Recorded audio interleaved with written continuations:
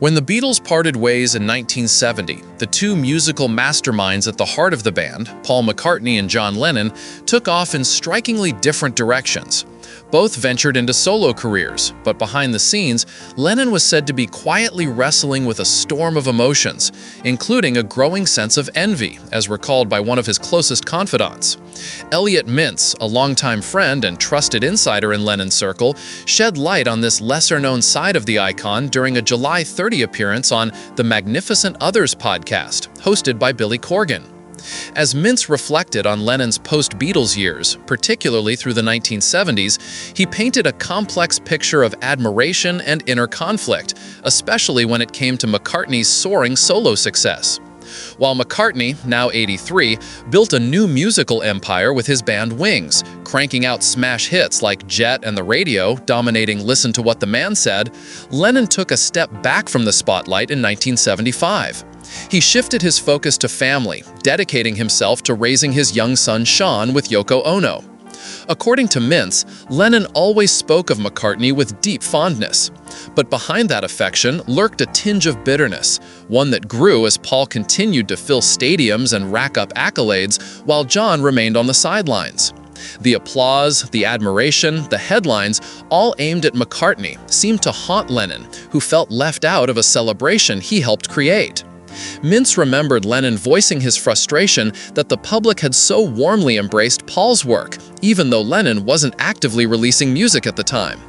When Mintz reminded him of this, Lennon pushed back, saying the issue wasn't his absence, it was the praise itself.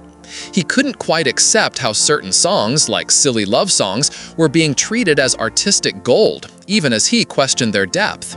Mintz tried to defend McCartney's wider catalog, but the debate often hit a dead end. This undercurrent of rivalry wasn't just private, it echoed in their music. In 1971, McCartney dropped the subtly barbed track Too Many People, which many interpreted as a swipe at Lennon's post-Beatles choices. Lennon clapped back with How Do You Sleep, a scathing lyrical assault packed with personal digs, which he later admitted captured his anger and resentment toward Paul. Mintz likened their musical feud to something you'd see on Instagram today, like two teenagers airing their grievances in cryptic posts. But for all the jabs and jealousies, there was still genuine care. Their relationship, while strained at times, was also layered with nostalgia and mutual respect. One tender memory stood out to Mintz: Christmas Day, 1978. McCartney and his wife Linda visited John and Yoko at their apartment in the Dakota. They attempted dinner at the trendy Manhattan restaurant Elaine's, but weren't thrilled with the menu. On Linda's suggestion, they ordered pizza instead, delivered straight to the upscale eatery.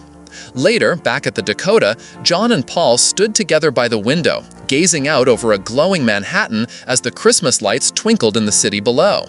That night, McCartney shared a glimpse into his creative soul, saying he couldn't go a day without making music. It was simply part of who he was. Mintz, sitting nearby, wondered what might have happened if Lennon had taken the bait, and suggested they jam again. Two guitars, a living room, and two of the greatest songwriters of all time, he believed they could have altered the course of modern music forever. Today, McCartney continues to honor Lennon's legacy. Every year on John's birthday, he shares heartfelt tributes online. In a recent post, he performed beneath a massive image of Lennon and wrote a simple, touching message: a thank you for being part of his life.